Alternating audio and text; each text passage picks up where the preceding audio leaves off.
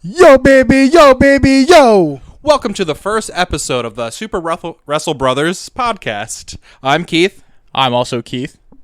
I'm Rudy. You're not PN News? Sometimes. I guess we're just going to start off, just go right at it, fist first. Straight to Extreme Rules this past Sunday. All right. I thought Extreme Rules overall was a decent pay-per-view. Good matches. I mean, there was a stinker, a real stinker, maybe worst match of the year. But the other matches were, I thought the main event was excellent, and I thought the other matches around it were good. They were good matches, good wrestling, good stories. Yeah, I thought it was a mixed bag. It had its definitely had its greatness and had its stinkers, but overall, it was a pretty damn solid pay-per-view. Yeah, we had the Ambrose match to lead us off, Ambrose Miz.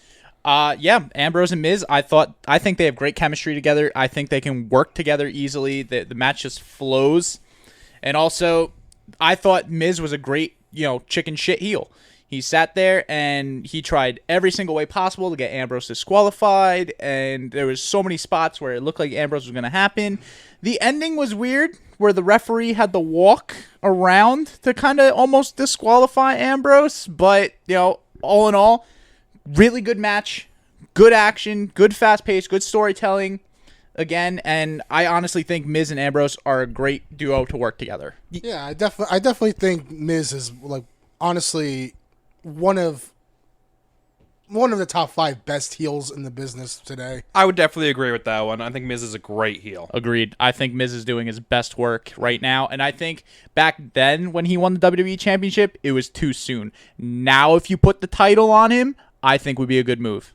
Yeah, but I also gotta say that when this whole rivalry is done, I really hope that the Cruiserweight title, or not the Cruiserweight, sorry, the Intercontinental title finds someone else to hold it, because it really is going back and forth between those two, and it's a little stale. Yeah, Miz has held this thing 30 times already in the course of I don't know, a few months, between him and yeah. On that, who do you think should be the next person in line, or next few people that you think would have a good chance, look good holding that title?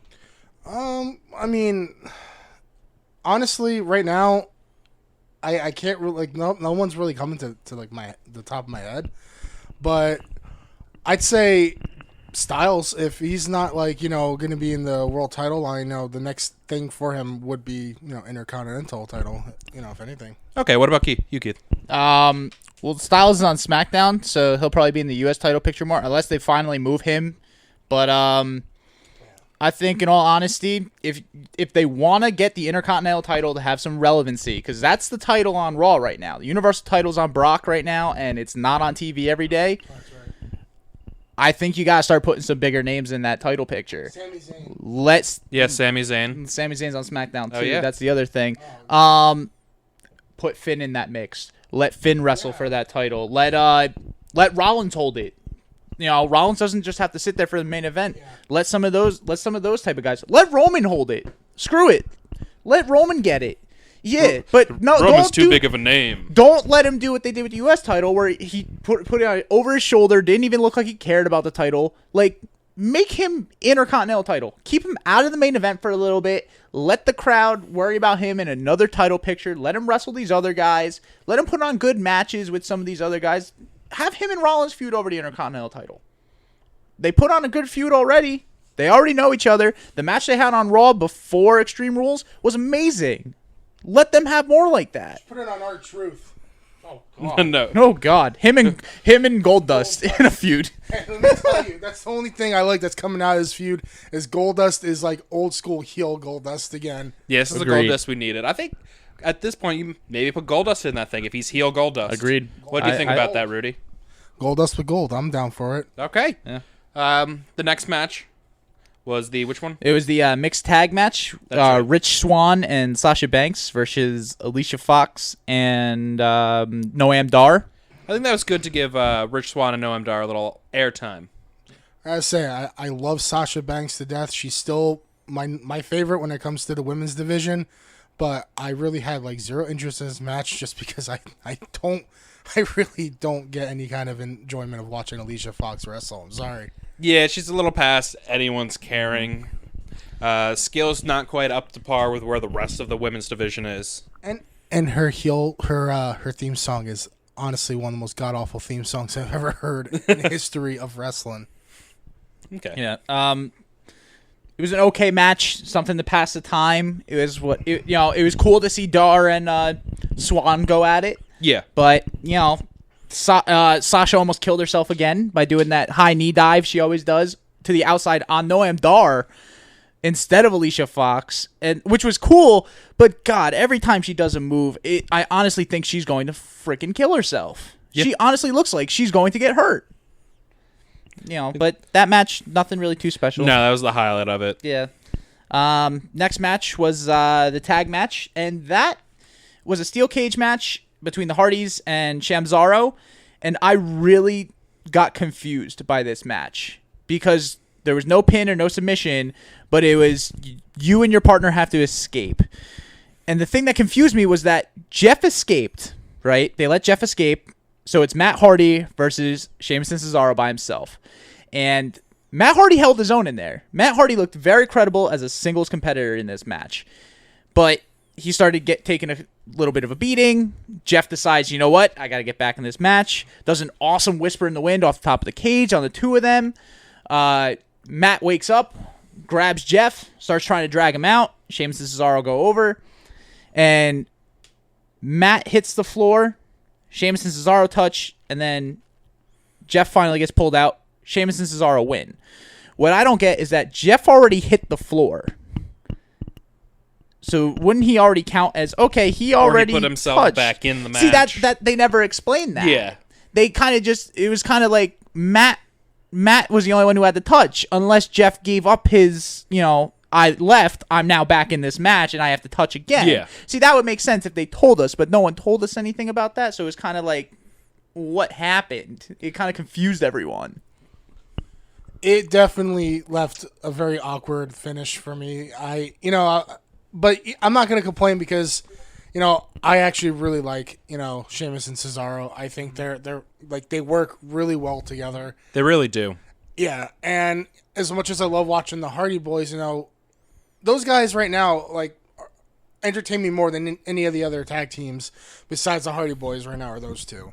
And it kind of sucks that Cesaro's part of a tag team where he's not really going to get that push that I for so long have said that he should get a world title push. I think a lot of people have been waiting for him to get that world title push. That man needs a push, but if anything, but that's what they need to do.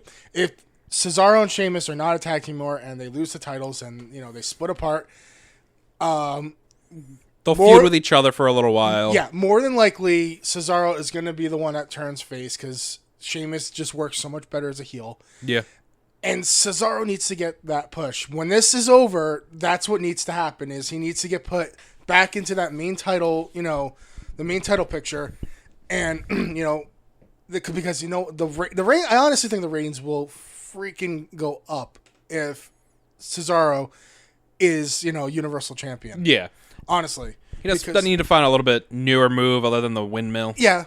But it's something that everyone has been wanting to see for so long as this man hold the title. But I agree with the windmill thing, but the guy can wrestle like hell. Oh, yeah. So if he can figure out something, he'll figure out something new to give us. The only thing that I found weird with it was you have him lose, to go down 0-3, like a championship series, go down 0-3, win game 4, champions. Yeah, but they wrestled a lot of singles matches, and that's kind of like a whatever kind of thing. And the first match was kind of like whatever. Then they finally lost a regular tag match together, and then they turned heel. And the thing was, okay, they turned them heel, and then they lost a couple had a couple matches with other mixed tags or like other tag teams involved with it and stuff. And Sheamus and Cesaro either snuck a victory in or the Hardys won. And it's kind of like, well, okay, who cares now? Because it's kind of just like, it's just back and forth. Now it's like, okay, they're heels. You kind of got to put them over in a sense because what was the point of turning them heels and for them to lose? All right. So, but this one was just keep moving on to the next match. Yeah. The next match was the worst match on the card. And I think we'll spend less time talking about this than the match lasted. I think this match was the worst match, one of the worst matches of the year. It was the kendo stick on a pole match. They didn't really fight at all. It was kind of like 1 minute in, and the pole was already down. The Singapore Cane was already in. Two play. moves, chase her around the ring, back in the ring, swing, miss, tackle, beat, done. Yeah, and once the cane was involved, it was a one-side beatdown. Alexa Bliss absolutely mauled Bayley, and the worst part about it is that Bayley got booed before this match started. The crowd is starting to get turned off by Bayley and just say, we don't care anymore. We liked it when she first came up because they love what she did in NXT, but WWE is really, really trying too hard to redo what happened with Daniel Bryan. And they didn't create Daniel Bryan.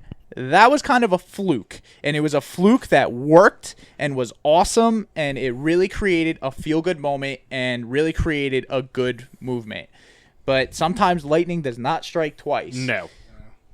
What I think they should do is get rid of the happy-go-lucky Bayley, and I don't know, have her snap, turn heel or something, and become a darker, like, nasty Bayley. You know, I'm gonna hug the life out of you. Yeah, she'll have a bear hug or something. You know, drop that ponytail, let her hair down, and like no more bright colors, no more wacky waving, arm flailing, 2-man, none of that. But then it kind of feels like they're going straight into Neville. Yeah, but you see, Neville's badass though. That's the thing. It is. Yeah, he's badass, and it works there. If it works with him. No one's watching 205 Live anyway, so it would work. People are like, "Wow, this is very original." Yeah, but Neville as a heel has done wonders for his career because absolutely, everyone people loved Neville before. They freaking love him now. Neville is the most over cruiserweight. And it doesn't even matter. You could throw a guy like Austin Aries, who like wrestling fans are like, yes, this is a dream scenario. Neville versus Aries, this is awesome. But in all honesty, the thing with Bayley is that it's getting stale. No one really cares anymore. Alexa Bliss really is the most over thing on Raw. She is, and well deserved. She's great. I think she's one of the better heels in the company. Oh yeah, male or female, she is great. They just kind of have to keep her away from some of the larger women in the division. So The Rock's cousin. Yeah. Nia. I'm a big woman. Okay, what was the next one? Next match was the Cruiserweight, so it's a good transition that we're going into that. And that match was match of the night until the main event, yes. But no, the Cruiserweight match was great. They didn't do as much flippy stuff everyone thinks the cruiserweights are. They didn't do too many dives. They didn't do too many flips or spots. I think between those two, they've definitely talked and been like, you know what? We have to make our division entertaining. Let's take out the flips. Mm-hmm. Let's wrestle. Well, yeah, the flips are more like the luchador, like Spanish wrestler kind of thing, you know. And you know, there's something that happened a lot in the WCW days, where nowadays a lot of cruiserweights are literally just lighter dudes. You know, it's essentially no different from the main roster. They're literally just lighter wrestlers as opposed to like the masked dudes that like flipping stuff. You know, cruiserweight doesn't literally mean it's luchadors. Luchadors is like its own branch of cruiserweight, where cruiserweights is literally just lighter dudes. Yeah. And I think the cruiserweights with that, and the cruiserweight, the definition they all say is we're the best wrestlers under a certain weight class. They can wrestle guys on the main roster, and I think that's what they need to start doing with the cruiserweights. Don't make it a cruiserweight versus cruiserweight. Let some of the cruiserweights wrestle the heavyweights. Look at what they did with Rey Mysterio. Rey Mysterio weighed less than half these guys on 205 Live, and he was a heavyweight champion, and he wrestled guys who were more than him, and he did great. What they should really do is have a 205 revolt. Just have them all go be like, we're better than you. Almost like Nexus in a sense. Yeah. Not to the extent, but we want to be a part of this. We want matches against you. Yeah. We are better than you. Live. Can you imagine if Neville got to wrestle guys on the main roster the way he's wrestling now? Let him wrestle guys like Seth. Let him wrestle guys who are faces in the company. Let him go at it and let him prove himself. Because Neville, in all honesty, I really think Neville could be a world champ. Absolutely. Neville is that good. He is that good. Yeah, and I do like the idea of like the revolt. It's like you said, like Nexus, but not as not make him like heels. Yeah, they're not going to tag her. They just want their matches to prove themselves. Yeah. And I really think Tozawa should be like one of the front men. Ha! Ha! That's one of the most underrated guys on 205 Live who does not get anything besides just a feud with Brian Kendrick. I think Tozawa is amazing. I was a huge advocate of him, especially in the Cruiserweight Classic. I was pumped when I saw he was in there. He's an example of a wrestler who loves his job. Yeah. Oh, yeah. And then, of course, after that, Neville won that match, hit the rings, hit a red arrow on Aries' back, and then put him straight into the rings of Saturn. That was awesome. Great transition. That was awesome and a great way to end it. But, like I said, no one really cared about the Cruiserweights. Maybe after that match, maybe they're going to get a little more recognition because that was a good match. That's definitely why they've been together. Yeah. But I like WWE. You got to move on from 205 Live right now. Yeah, exactly. And yeah, and then the Fatal 5-Way. Number one contender gets to go. Whoever wins gets to go face Brock at the Great Balls of Fire. Oh God. Yep. I think everyone at some point in that entire match got to show off everything they can do. Everyone looked like a viable contender. You could plug any one of those 5 guys in and say they got a shot against Brock Lesnar. Yeah, like they pretty much. And that's good. They have now 6 contenders. Because when Braun comes back, Braun Strowman's going to be in there. Oh, and absolutely. Braun was the hottest thing on the roster until he shattered his elbow. So now you got 6 guys who are viable contenders against Brock. That's a good thing for WWE. Yeah. And in all honesty, the one thing they did, which I was surprised they did, they made Bray Wyatt look like the smartest guy in the room. Yeah. Because that whole match, most of the time they look at Bray and it's like, wow, he's kind of dumb. He's like a false prophet. No, this match, they made him look like, holy crap, this guy is really a genius. And that's good for Bray. It's really good for Bray. And yeah, we've seen Rollins versus Brock. We've seen Roman versus Brock. Joe versus Brock, though, is going to be awesome. That's going to sell out Great Balls of Fire and make people tune into that terrible named pay-per-view so much more now just because of that match. The question is, though, is Brock going to dominate Joe, or is this going to be like another like surprise for Lesnar, like what happened with him and Goldberg? Not saying that Joe's going to destroy him like Goldberg did, but is this going to be like typical, like gets suplexed like 20 times, or is Joe actually like, going to fight out of that? Yeah, this can't be a 3-minute match. No, I honestly think give them 12 to 15 minutes. Let them just beat the piss out of each other. And they just probably let will. them beat There the will be hell blood. out of each other. No, there won't be blood. They're still not going to allow that. There will Fake blood. accidentally Okay, blood. yeah, someone's going to get busted open the good way. And then, but after what happened on Raw with Heyman and Joe, that made this more personal. And Heyman's taken some beatings over his career, but he doesn't just do it for anybody. Yeah. The fact he let Joe choke him out completely, Paul Heyman's sitting there like, give this guy a shot. Let him wrestle Brock. Let him have a couple minutes. Let them just go to war. It's going to be worth the money. You are going to make money from this match. And it is a dream match with Joe winning. And I was surprised because I saw Roman Superman punch Finn, and I'm like, well, there it is. He's just going to kill Finn. And Finn hit the sling blade, the drop kick in the corner. And I'm like, no way. He's going to dodge the coup de grace. He's going to hit him with a spear. It's going to be Roman. Finn hit the coup de grace. And I'm sitting in my chair like, holy crap, they're going to let Finn pin Roman. 1, 2. Joe comes out, pulls him off, and chokes him. And I went from, holy crap, Finn's going to face Brock, or holy crap, Finn's going to pin Roman, to holy crap, Finn's going to face Brock, to holy crap, they just let Joe win. Yeah.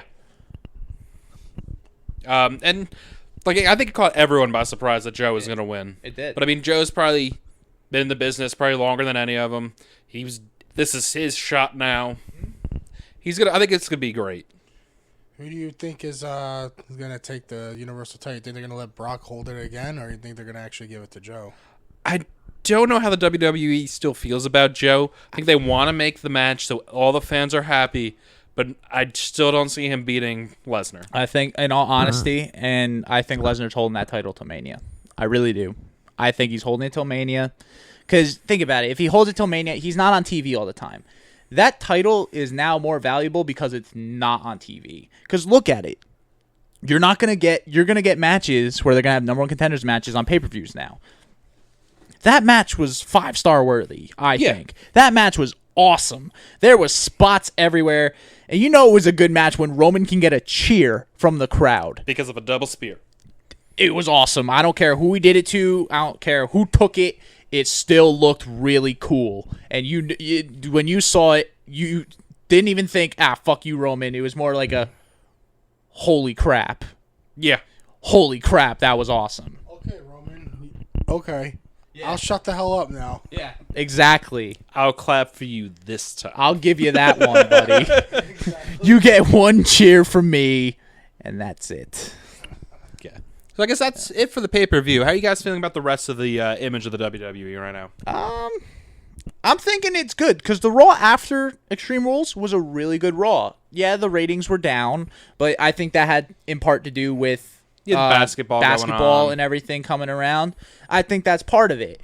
But I thought Raw was great. I feel the women's division still needs work. We are getting great wrestling from the women. We are. But they still need to kind of like let them do stuff. Like stop pushing 2 people and that's it. Because if you look at SmackDown, the champ's not even the most prominent character on SmackDown in the women's division. And that's Naomi. And that's not fair to her because she can actually wrestle. But it's all about Becky and Charlotte. Yeah. That's it. And there's no title involved. And it's like, I don't think it's Becky's fault that she keeps getting thrown in. They just know she can wrestle. Well, no, it's more of they know Becky's the hot ticket. Yeah. And she gets the best crowd reaction. But they don't want to give her the title and have her just beat everybody because then it's boring. I think, in all honesty, Asuka's going to SmackDown. When she finally gets called up, she's going to SmackDown. That pop for a women's division wrestler is going to be huge. Probably the biggest one since Sasha and or Becky when they got called up. Or Bayley. And I think Asuka should just leave NXT undefeated. Don't let her lose. Because it's just going to be stupid for her to be like, oh, I lost a match. Okay, I'm going to main roster. Bye, guys. No. Have her undefeated. Have her go, I don't even want to hold this title anymore. No one here is worth it. I'm going to the main roster. And then show up the following Monday or Tuesday for SmackDown. Exactly. Have her just show up and kick the crap out of everyone. Or have her give up the title while she's on SmackDown. Like, I don't want this anymore. I want that. Whoever's the women's champ on SmackDown, have her face her and say, broken English, I'll give this I'll give this up for that. Just have her drop the title on SmackDown. Say, look at it. Just throw it to the side like it's nothing to her. Yep. And just have her point at the title. Have them have her and Naomi talk. Asuka kicks her in the face. Yeah. Just everyone's going to be like, what just happened? And then, you know what? Everyone's going to tune into NXT and see what happened. Because they're going to see, is Asuka still there? Or did she just quit? Did she just throw the title out? Yeah, she's honestly gonna kick the crap out of everybody that she faces when she shows up. I mean, hell, man, I remember hearing like a rumor a while back that like because she's got like broken English and stuff, they were gonna like put her with Paul Heyman as the first like Paul Heyman girl. That would be freaking genius. That would be pretty cool. I would totally enjoy that. I think that would be sweet. I think that would really get some ratings going because everyone's gonna be like, Paul Heyman just picked a girl over most of the guy wrestlers? Okay, let's watch. And everyone knows about Asuka. The wrestling fans know who she is, and they love her. She's an animal. She is. She's an animal. Insane. But most of the main roster, I think, is okay. I think the wrestling's been good. Some of the storyline is a little too choppy, but, you know, I think most of the other stuff that's been going on has been good. We've got some really good matches going on. We've got some good feuds. I think they just need to kind of just work it out. Sometimes I think Vince is just getting lazy. I think Vince is starting to get run down and that it's time to maybe turn the page. He just doesn't want to let go quite yet, but... Well, it's his baby. He did create it, and he did make it, and it is a hard transition. But I think at some point in the near future, he will finally say, I'm done. Triple H, here you go. And we're going to see a lot of the smaller guys get some big-ass pushes. Yes. Mad changes without Vince there. I'm pretty sure it's safe to say you won't see like any real big dude who's like 7 foot or taller or just jacked in like the main title picture as much. Unless they prove themselves Yeah, and Because- work their way to get yeah, there. because that's just one of the problems is Vince just likes a dude based on like just big physique, but a lot of times, you know, these guys can't really perform too well. Strowman is an exception because that is a mobile giant dude. And he worked himself from not being great to being I fantastic. didn't even like him at first. That's the thing, and he proved me wrong. And I honestly love Strowman. He's phenomenal. He is phenomenal, and I can't wait till he comes back. The guy is almost 7 foot tall and can do a kip up like he's a cruiserweight. That's just not human. It's not normal. I would hate when he finally has a kid. If he has a daughter, I would shit myself if I was the boy who wanted to ask him to let me take her to prom. I would crap myself. I would do it in the tank. Yeah, I would not want to like show up at the doorstep and then see him sitting there with like a pair of jeans and a wife beater with like the black sheep mask, and the Like Wyatt Daisy family. Dukes, just letting everything hang out. Oh Have my a seat next God. to me, Keith. Sit down, Keith. Okay. And it's okay. I'm fine. Sit down. I'm not finished with you yet. I'm not finished with you yet. Would you like some water? You just have to move out of the way so he runs into a bunch of boxes. Can I get Can I get you a drink? No. Get it yourself! Yeah. Or he'll take a page out of like Bray Wyatt's book and drop a refrigerator on top of you. As he's like pouring it. Worst match in a long time.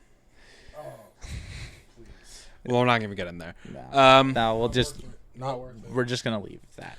I think that wraps up our first episode. Yeah, I think that's it. When we come around, we'll kind of just see, what we want to talk about the day of. Most of the time, it'll probably be like a recap of Raw or SmackDown or a pay-per-view, or Yeah, little reactions. we'll maybe dabble into other companies besides WWE. Ring Yeah. of Honor may come in. We got a into nice it. pay-per-view of, like Ring of Honor. Ring of Honor, Best in the World's coming up soon. That's going to be, I think, phenomenal, and I think that's something we could probably talk about afterwards. Maybe something with New Japan.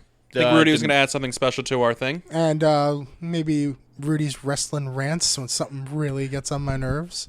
He'll just post up a video of himself I'm ranting about I'm it. excited about that. And maybe like our top 5 like favorite wrestler picks, or Yeah. or how about like I don't know, in the future, like if you could assemble your own dream Survivor Series team of wrestlers to bring back from the past or present to go against somebody, who would you pick? I think So- that'd be a good thing. Stay tuned for future episodes. Thank you for listening. Oh, yeah. Yo, baby, yo.